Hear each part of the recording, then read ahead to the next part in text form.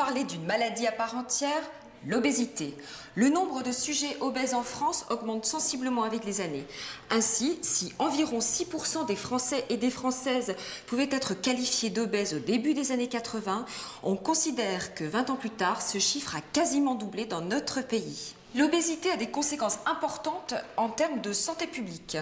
C'est d'ailleurs la raison pour laquelle de nombreux moyens d'information et de prévention ont été mis en place pour lutter contre cette épidémie. Dans ce magazine, nous allons dans un premier temps définir ensemble ce que l'on entend médicalement par obésité.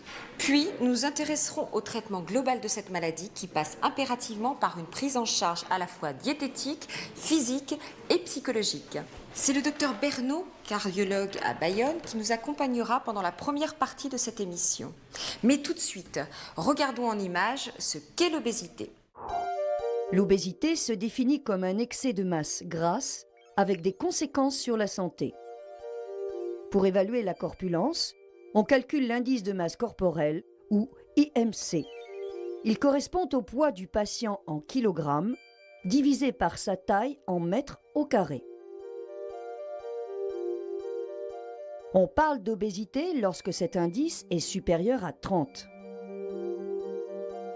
Il convient de différencier l'obésité abdominale, où l'excès de graisse prédomine au niveau du tronc et de l'abdomen, de l'obésité dite gynoïde, où le tissu graisseux s'accumule autour des hanches.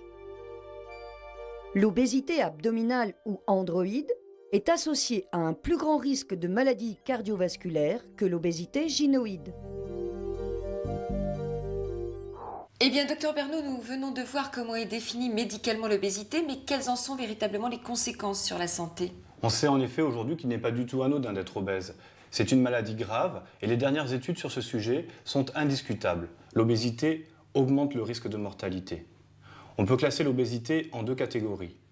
Premièrement, des conséquences que je qualifierais de visibles, avec des complications mécaniques telles que des problèmes articulaires, le syndrome d'apnée du sommeil, mais aussi des conséquences psychologiques avec la dépression ou l'anxiété. Il faut savoir que ces complications peuvent augmenter l'obésité et l'aggraver en diminuant l'activité physique ou en perturbant les apports alimentaires avec la boulimie. Mais le danger principal de l'obésité vient de complications que les patients développent sans s'en apercevoir. L'obésité fatigue le cœur et entraîne ce que l'on appelle une insuffisance cardiaque. Le principal signe de cette maladie est l'essoufflement. Vous imaginez bien que les patients pensent que cet essoufflement est lié à leur excès de poids. Autre complication non visible, l'hypertension artérielle et le diabète. On sait en effet que l'obésité augmente le risque de diabète.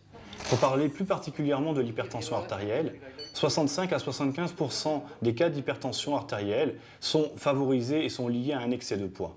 Finalement, à ce stade, nos patients cumulent des risques, et en particulier le risque d'infarctus du myocarde. Eh bien, merci docteur pour toutes ces explications. Quant à nous, nous prenons la direction de la clinique de Cambo-les-Bains, qui est spécialisée dans la prise en charge globale des patients obèses.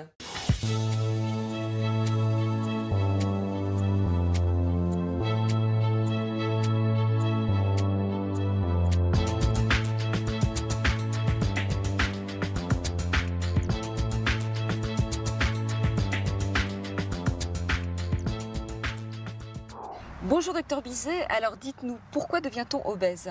Pour simplifier, je dirais que nous ne savons pas réellement pourquoi certains patients deviennent obèses.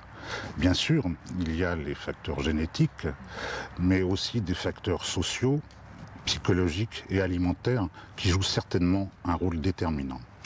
Et pouvez-vous nous expliquer un petit peu plus comment se passe cette prise en charge des patients en surpoids? La prise en charge des patients obèses est toujours longue et difficile. L'objectif est de prévenir, mais aussi de corriger les complications métaboliques et cardiovasculaires qui sont liées à l'obésité. Je veux parler du diabète et de l'hypertension. À cet égard, il est primordial que la prise en charge soit adaptée à chaque individu, car l'obésité est une maladie multifactorielle. Toute prise en charge débute par un bilan clinique avec un calcul de l'IMC et du tour de taille, un bilan kiné, une reconstitution de l'historique de la maladie, Est-ce que vous avez des antécédents? une recherche de possibles antécédents familiaux, Oui, ma mère a du diabète. D'accord. Une évaluation des dépenses énergétiques. Donc vous allez me raconter un petit peu comment vous mangez à votre domicile. Une enquête alimentaire qualitative et quantitative. 4 tranches de pain avec du beurré. 4 tranches de pain beurré. Une évaluation de l'état psychologique du patient. Une recherche de pathologies associées. Et pour retrouver tous ces aspects alimentaires, nous allons maintenant rejoindre Madame Ituria, qui est diététicienne. Un objectif de perte de poids d'environ 10% du poids initial, obtenu en 3 à 6 mois, semble souvent réaliste et utile pour limiter les facteurs de risque. La mise en place d'une alimentation équilibrée doit avoir pour objectif une modification durable des habitudes alimentaires.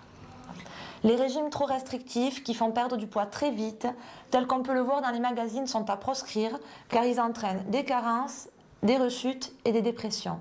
Une fois la perte de poids considérée comme satisfaisante, il faut réapprendre aux patients par de l'éducation à s'alimenter de façon autonome et équilibrée dans le but de maintenir son poids lors de son retour à domicile. Globalement, on conseille de favoriser les sources de protéines maigres, telles que les viandes maigres, des produits laitiers faibles en matière grasse, de préférer des aliments pauvres en glucides, comme des fruits et légumes entiers, des produits céréaliers, d'augmenter l'apport en fibres, de favoriser les graisses d'origine végétale ou provenant des poissons, au détriment des graisses d'origine animale, de diminuer fortement la consommation d'alcool et de sel, de favoriser l'apport en vitamines et minéraux avec des fruits et des légumes.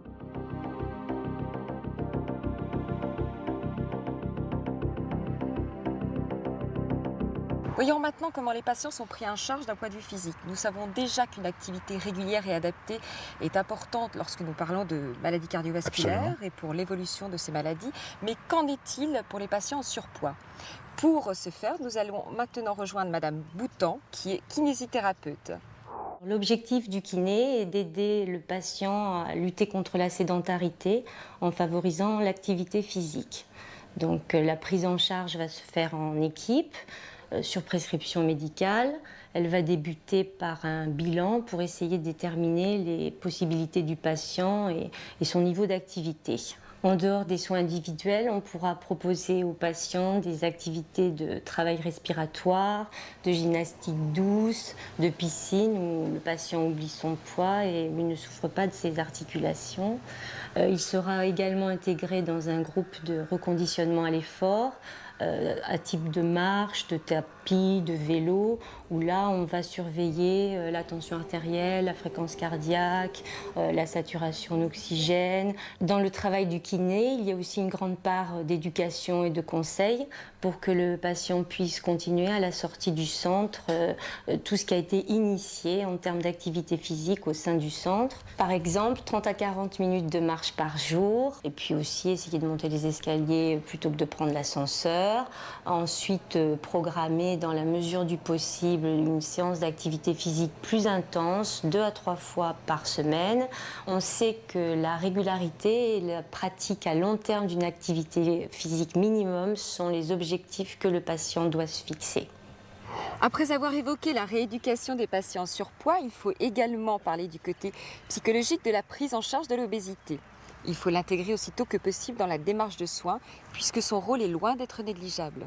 En effet, les difficultés de la remise en cause du style de vie occasionné par le traitement nécessitent un soutien compréhensif et attentif et des consultations régulières et fréquentes. Dans certains cas très spécifiques, le médecin pourra décider de l'orientation vers un psychiatre, en cas de dépression par exemple. Il convient, en tout état de cause, de rester très à l'écoute d'un mal-être ou d'un malaise psychologique très fréquent chez les patients en surpoids.